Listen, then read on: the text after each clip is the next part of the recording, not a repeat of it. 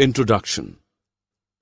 Fibers can be obtained from both plants and animals. Some familiar plant sources of fiber are cotton, jute, and linen. Some well-known animal sources of fiber are sheep, goat, camel, alpaca, and a llama. If we treat insects as different from animals, then the silkworm can be classified as an insect source of fiber. In this lesson, we learn about an animal fiber, namely the wool, in detail. Objectives.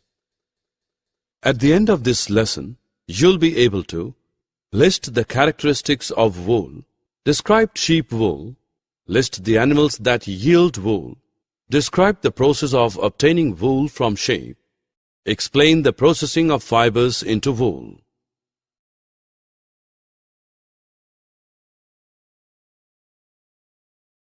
Wool is a protein fiber. It is crimped and elastic. Crimp makes wool bulky and helps it retain heat. Wool absorbs moisture and sound because it is hollow. Wool is normally creamy white in color, but it can also be black, brown, or silver in color. Wool is hypoallergenic. In other words, it causes fewer allergies in human beings.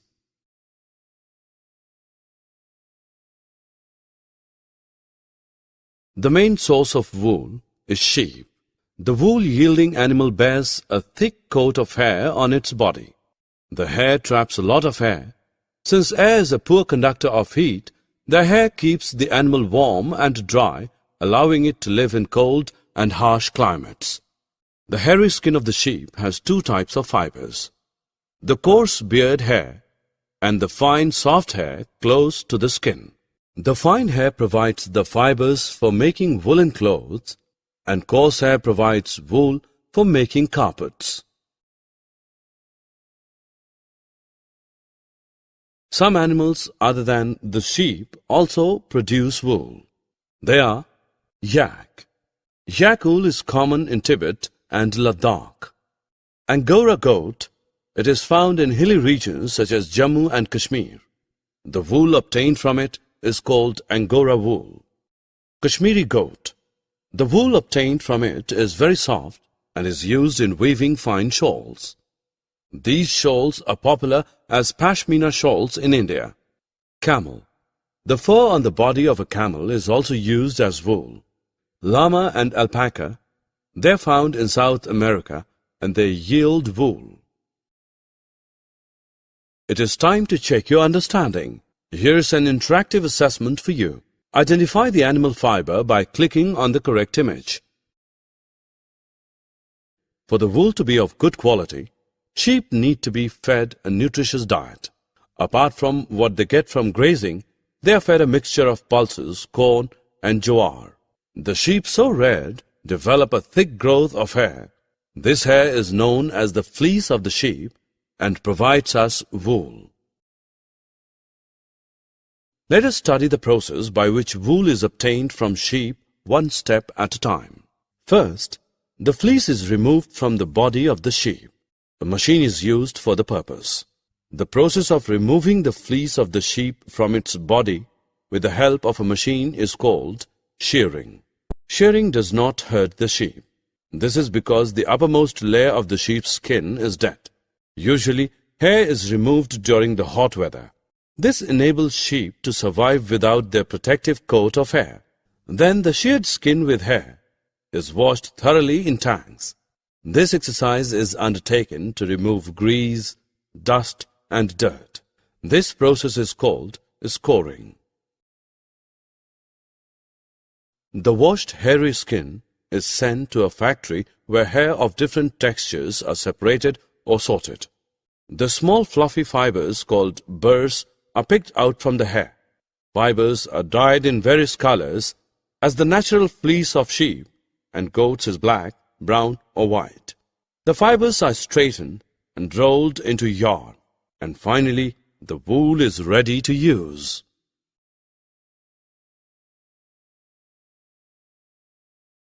It is time to check what you have learned. Drag and drop the correct option into the respective box. Summary. Let us summarize what we have learned. Wool is an animal fiber. It is obtained from sheep, goat, yak, camel, alpaca, and llama. Wool is a protein fiber. It is crimped and elastic.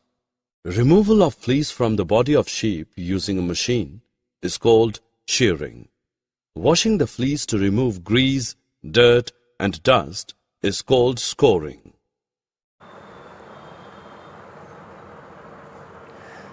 Hello everyone. So today we are going to start our chapter number 3, fiber to fabric.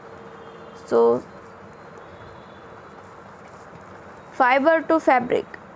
अभी fibre में से fabric कैसे बनाते हैं और कहाँ से मिलता है, मतलब उसके सोर्सेस क्या है, वो हमें इस चैप्टर में सीखना है.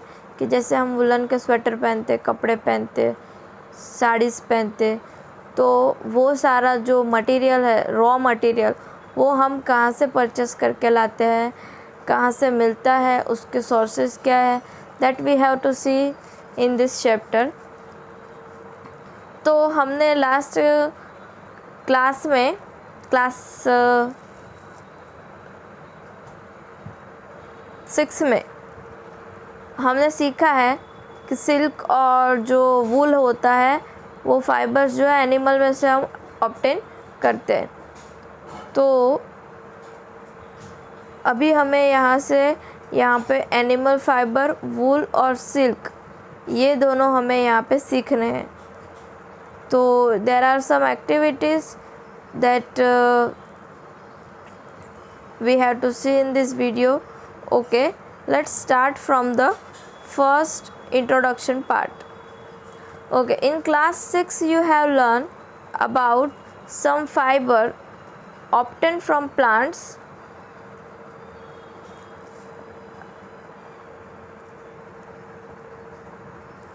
So you also learn that wool and silk fibers are obtained from animals.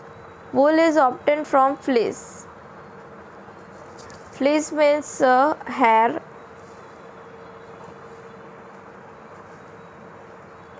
It's fleece. Fleece hair of sheep or yak. So silk fibers come from cocoons of silk moth. So do you know which part of sheep's body yield fiber? कि ship की कौन सी body part है जिसमें से fibre मिलता है. So are you aware how this fibres are converted into the woollen yarn that we buy from the market to knit sweaters. तो do you have any idea how silk fibres are made into silk and which is woven into sarees? So in this chapter we shall try to find answers to these questions. Animal fibers, wool and silk. Okay, so wool comes from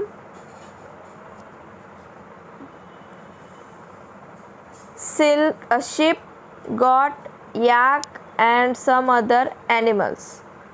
So this wool yielding animal bear hair on their body. So do you know why these animals have thick coat on hair? तो क्या आपको पता है कि उनकी body के ऊपर ये कोट जैसा एक लेयर क्यों बना हुआ होता है? So hair trap a lot of hair.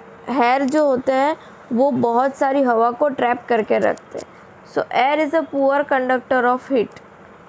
और एयर जो होती है वो हीट की एकदम पुअर कंडक्टर होती है. Okay, air is a poor conductor of heat, as you would learn in chapter 4. So hair keeps this animal warm. So wool is derived from the hairy fiber.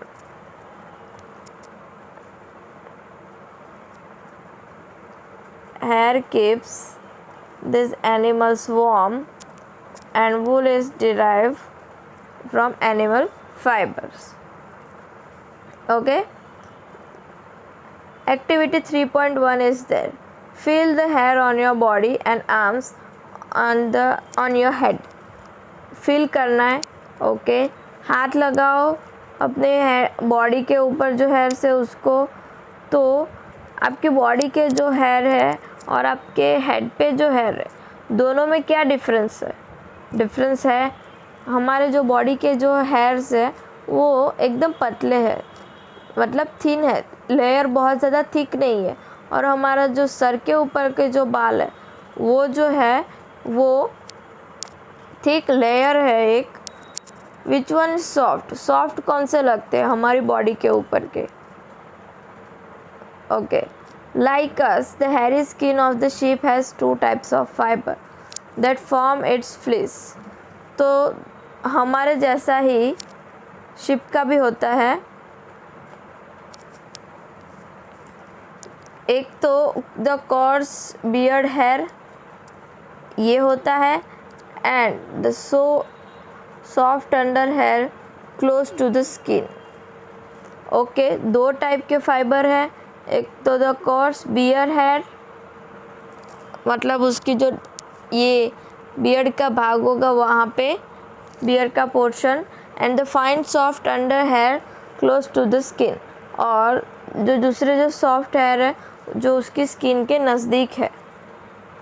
The fine hair provide the fibre for making wool. Some breeds of sheep possess only fine under hair. Breed का मतलब क्या होता है?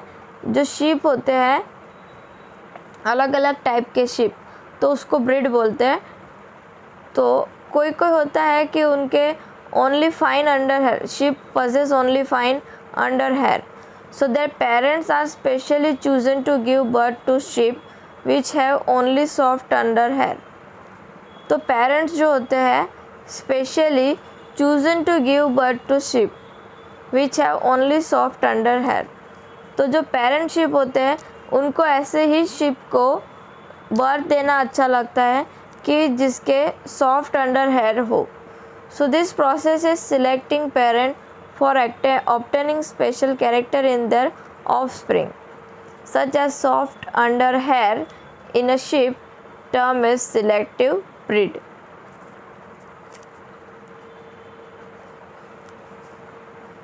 ये process selecting parent for obtaining special character in their offspring such as soft hair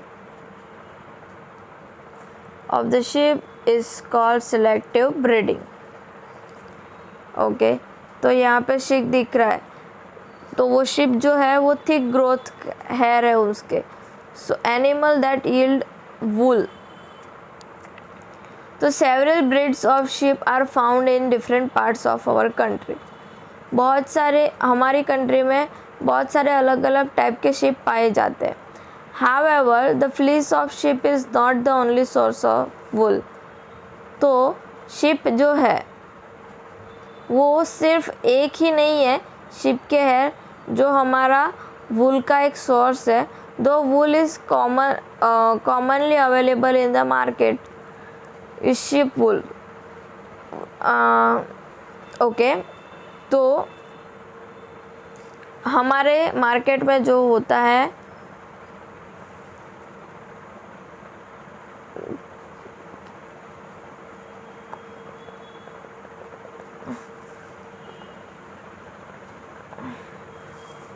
वो मिलता है ship वूल. और जो याक वूल जो है वो सिर्फ और सिर्फ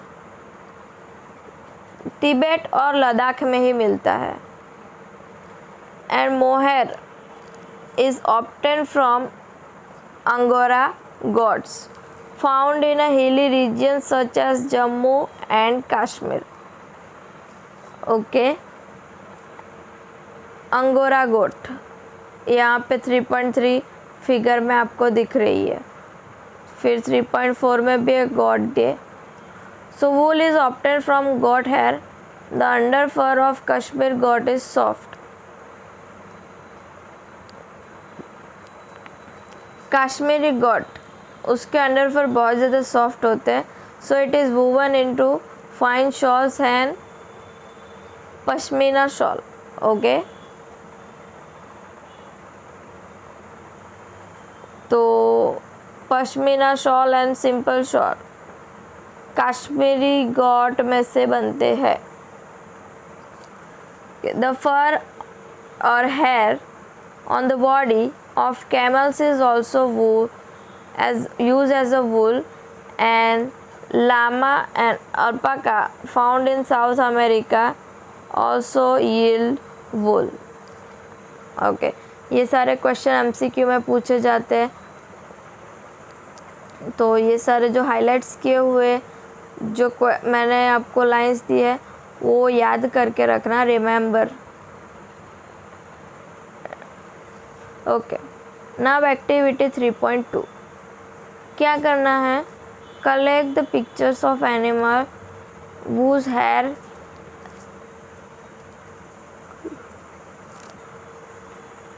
whose hair is used as a wool. Stick them on a scrapbook. If you are unable to get pictures, try to draw them from the given in this book. Find out words for sheep, goat, camel and yak in your local language, also in other language of the country. Okay,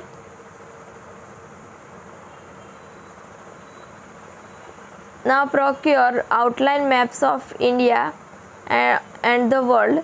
Find out the places on the map where you find animals that provide wool. Use different color to denote the location for different wool yielding animal. तो India का map जिसकी outline हमें और world की, फिर उसमें mark find out करना है और ऐसे प्लेसेस जो है जहाँ पे हमें ऐसे एनिमल्स मिलते हो कि वो हमें वूल प्रोवाइड करते हो, ऐसे एनिमल्स के ऐसे रीजन के ऊपर हमें मार्क करके रखना है. और फिर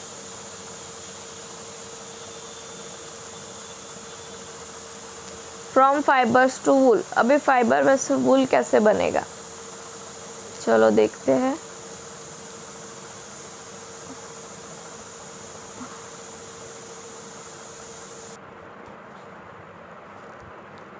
Okay, from fibers to wool. Now, for obtaining wool, sheep are reared. The hair is cut and processed into wool. Let us learn about this process. Rearing and breeding of sheep. If you travel to hills and Jammu Kashmir, Himachal Pradesh, Uttaranchal, Arunachal Pradesh and Sikkim, or the plains of Haryana, Punjab, Rajasthan and Gujarat, so you can see shepherds taking their herds of sheep for grazing. Yes, we have seen it. Sheep are herbivores and prefer grass and leaves. तो sheeps जो होते हैं हर्बीवोरियर्स होते हैं, वो grass और leaves ही खाते हैं. Apart from grazing sheep, rears also feed them on a mixture of pulses, corn, jowar, oil cakes and minerals. Okay, let me highlight this one. क्या क्या खाते हैं शिप? जो शिप रियरर्स होते हैं, मतलब जो शिप के ऊपर का जो हेयर्स निकालते हैं, वो उसको pulses, corn, jowar, oil cakes, material left, taking out all seeds from minerals, इतना सब कुछ खिलाते हैं. In winter sheep are kept in indoors and fed on leaves, grain and dry fodders. So sheep are reared in many parts of our country for wool. तो wool के लिए, उसको rear करने के लिए अलग अलग पार्ट, कंट्री के पार्ट्स में भेजे जाते हैं. सो टेबल नंबर 3.1 में हमें शिप्स की ब्रीड्स दी है जो हमारी कंट्री में वूल प्रोड्यूस करते हैं. तो quality and texture of the fibre obtain from them is also indicated in the table. So certain breeds of the sheep have thick coat of hair on their body which yields a good quality and in a large quantity. As mentioned earlier, These sheep are selective breed, with one parent being a sheep good of breed. Once the reared sheep have developed a thick growth of hair, hair is shaved off for getting wool. Okay. Processing fibres into wool. ये start करने से पहले हम ये table देख लेते हैं। तो ब्रीड मतलब टाइप के जो शिप्स होते हैं वो इंडियन यहाँ पे दिए हमको, लोही, रामपुर बुशैर, नाली, बखरवाल, मारवाड़ी एंड पटनवाड़ी। तो लोही तो उसकी गुड क्वालिटी वूल होता है, राजस्थान और पंजाब में पाई जाती है। रामपुर बुशर ब्राउन फ्लीस होती है उसकी, जो यूपी और हिमाचल प्रदेश में मिलती है। कारपेट वूल नाली का कारपेट वूल है जो राजस्थान, हरियाणा और पंजाब में मिलता है। बकरवाल वूलन शॉल बनाने के लिए सिर्फ जम्मू एंड कश्मीर में मिलती है। मारवाड़ी कोर्स वूल गुजरात में and Patanwadi for hosiery Gujarat में मिलती है। Okay fine. So processing fibres into wool. तो वूल इज़ नीटिंग के लिए, स्वेटर और शॉल वीव करने के लिए यूज़ करते हैं। तो उसकी प्रोसेस तो थोड़ी लंबी है। स्टेप 1 क्या करते हैं, शिप के ऊपर जो फ्लीस होती है वो रिमूव कर देते हैं और ये प्रोसेस को बोलते हैं shearing. And machine similar to those use by barber are use to shave off hair. मतलब बार्बर्स जो यूज़ करते हैं शेविंग करने के लिए हमारी, वही मशीन वहाँ पे यूज़ होता है। Usually hair are remove during a hot weather. मतलब जब भी गर्मी होती है तब ये हेयर्स को है वो रिमूव कर देते हैं। And this enables sheep to survive without their protective coat of hair. The hair provide woollen fibre. जो हेयर है उसमें से वुलन फाइबर मिलता है। And process to obtain woollen yarn.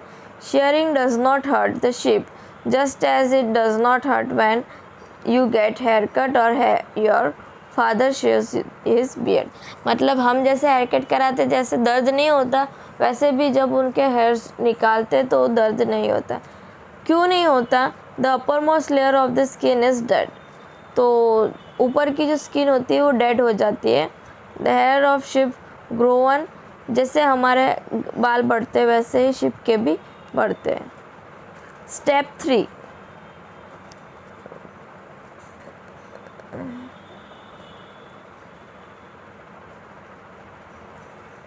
The sheared skin with hair is thoroughly washed in tanks to remove grease, dust and dirt.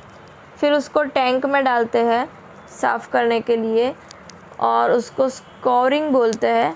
and nowadays scoring is done by machine। अभी machine में होता है। फिर after scoring sorting is done. मतलब hairy skin जो होती है वो फैक्ट्री में बेचते हैं। डिफरेंट टेक्सचर जो है वो सेपरेट करते हैं, सॉर्ट आउट करते हैं। फिर उसमें से फ्लफ़ी फाइबर जिसको बर्स बोलते हैं वो निकाल लेते हैं। There are some burrs which sometimes appear on your sweater. कभी कभी छोटे छोटे हमें दिखते हैं। तो the fibres are sources again and dried. तो फाइबर्स जो है वो निकाल लेते हैं और उसको ड्राइड कर देते हैं। अभी जो वूल है वो रेडी हो जाता है जिसमें जो फाइबर में अभी कन्वर्ट होगा। फिर the fibres can be dyed in various colour. Natural fleece of sheep and goat is black and brown और white. The fibres are straighten, comb and roll into yarn. Straight करते हैं, com करते हैं, फिर role कर लेते हैं। And the longer fibres are made into wool for sweater and the shorter fibre are spun and woven the into woollen clothes. तो यहाँ पे एक प्रोसेस दिया है वो हमें फॉलो करना है और यहाँ से एक्टिविटी 3.4 से नेक्स्ट वीडियो में देखेंगे। वो हमारे लिए कैसे फायदेमंद है और कौन से जानवर हमें वूल देते हैं। चलिए देखते हैं कि जानवरों को कैसे पाला जाता है और उनसे वूल कैसे प्राप्त किया जाता है। चलिए जानवरों की फ्लीस से फाइबर्स प्राप्त करने के तरीकों को देखते हैं। चलिए इस पूरे प्रोसेस को समझने के लिए भेड़ को रेफरेंस एनिमल लेते हैं। भेड़ ठंडी जगहों में पाए जाते हैं और वूल उत्पादन करने के लिए बड़े पैमाने पर पाले जाते हैं। ये जानवर हर्बीवोर्स होते हैं, यानी कि ये सिर्फ प्लांट्स खाते हैं। अब ये वूल इन जानवरों से कैसे ली जाती है? सोचिए कि हमें बालों की एक विग बनानी है। इसके लिए हमें बालों को काटकर उनके सैंपल्स इकट्ठा करने होंगे और फिर उन बालों को और आगे प्रोसेस करना होगा। उसी तरह फ्लीस जानवरों के शरीर से शेव करके लिया जाता है और इसे आगे प्रोसेस किया जाता है। यह समझने के लिए कि एनिमल फ्लीस से फाइबर्स कैसे प्राप्त किए जाते हैं, हमें इन 6 सरल स्टेप्स को याद रखना होगा। वो हैं sharing, scouring, sorting, separating, dying और स्ट्रेटनिंग। चलिए पहले स्टेप से शुरू करते हैं, जो शेयरिंग है। इसका मतलब है फ्लीस को एनिमल शरीर से निकालना। जैसे हम मनुष्य अपने बाल काटते हैं या जिस तरीके से हमारे पिता अपनी दाढ़ी शेव करते हैं, उसी तरह से फ्लीस इन जानवरों के शरीर से निकाला जाता है। क्या इससे बहुत दर्द होता है? सोचिए कि पिताजी शेव कर रहे हैं और गलती से वो हिल जाएं, तो इस केस में ब्लेड उन्हें स्क्रैच कर देगा। हालांकि शेविंग में कोई दर्द नहीं होता। उसी तरह अगर वूल ध्यान से शरीर पर से निकाली जाए तो जानवरों को कोई तकलीफ नहीं होगी। अगला स्टेप है स्काउरिंग। अब जानवर आजाद है। इस स्टेप से हम उन्हें फिर से शामिल नहीं करेंगे। हम सिर्फ फ्लीस पर ध्यान देंगे जो हमें मिली है। अब अगर कोई नया ऑब्जेक्ट घर में लाया जाता है तो उसे यूज करने से पहले हम क्या करते हैं? अगर मुमकिन हो तो हम उस पर मौजूद किसी भी गंदगी को हटाने के लिए इसे धोते हैं। उसी तरह इस स्टेप में फ्लीस को भी अच्छे से धोया जाता है। बड़े बड़े टैंक्स में फ्लीस को डाला जाता है और धोया जाता है। यह किसी भी तरह की इंप्योरिटी जैसे कि गंदगी या धूल को निकालने के लिए किया जाता है। अब साफ मटेरियल को जमा किया जाता है और अगले स्टेप के लिए लेकर जाया जाता है, जो कि सॉर्टिंग है। हमें इसे सॉर्ट क्यों करना पड़ता है? फ्लीस तो फ्लीस है ना? तो यहां किस तरह की सॉर्टिंग की जरूरत है? सॉर्टिंग बहुत ही छोटे और बड़े फ्रैगमेंट्स को अलग करने के लिए की जाती है। तो साइज वो पैरामीटर है जो मिले हुए मटेरियल को अलग करता है। अब ये मटेरियल तैयार है फैक्ट्री जाने के लिए, जहां इसे आगे प्रोसेस किया जाएगा। जैसे ही ये फैक्ट्री पहुंच जाता है, मटेरियल्स को पहले बर्ड्स से अलग कर लिया जाता है। बर्ड्स क्या है? ये और कुछ नहीं लेकिन बहुत ही छोटे सूखे हुए सीड जैसे स्ट्रक्चर्स हैं जो वूल से चिपके होते हैं। आमतौर पर सूखे फल या सीड जैसे स्ट्रक्चर्स जानवरों के स्किन पर चिपके होते हैं। ये अच्छी तरह से धोने के बाद भी फ्लीस से जुड़े रहते हैं, जिसके कारण इसे इस प्रोसेस से पहले निकाल दिया जाना चाहिए। तो बर्ड्स को अलग करना मटेरियल की क्लीनिंग एक्टिविटी को पूरा करता है। अब लंबे फिलामेंट्स को बनाए जाने के लिए मटेरियल तैयार है। दूसरे नेचुरल फाइबर्स की तरह ये धागे भी लंबे स्ट्रैंड्स में बदले जाते हैं, जो कि फाइबर्स होते हैं। तो क्या सारे स्टेप्स हो गए? तो क्या हम इन फाइबर्स को यूज करके यान बनाने के लिए तैयार हैं? अभी नहीं। हमें इन फाइबर्स को पहले रंगना होगा। डाइंग हमारे लिस्ट में अगला स्टेप है। हम इन फाइबर्स में सुंदर रंग भरते हैं। ये रंगीन फाइबर्स यान्स में बदले जा सकते हैं। ये हमें हमारे आखिरी स्टेप पर ले आता है, जो है स्ट्रेटनिंग। फाइबर्स को स्ट्रेटन किया जाता है, कोम्ब किया जाता है और मशीनों की मदद से रोल किया जाता है। अंत में ये धागों को खींचता है और इससे यान बनता है। इन यान्स को कई फैब्रिक्स में बुना जा सकता है, जिनके कई यूजेस हैं। स्वेटर्स से लेके कंबल, यहां तक कि कालीनों तक यान को खूबसूरती से उपयोगी प्रोडक्ट्स में बुना जा सकता है।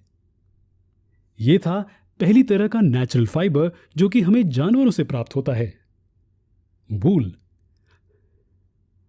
अगले वीडियो में हम दूसरे इंपॉर्टेंट फाइबर के बारे में बात करेंगे, जो कि सिल्क है।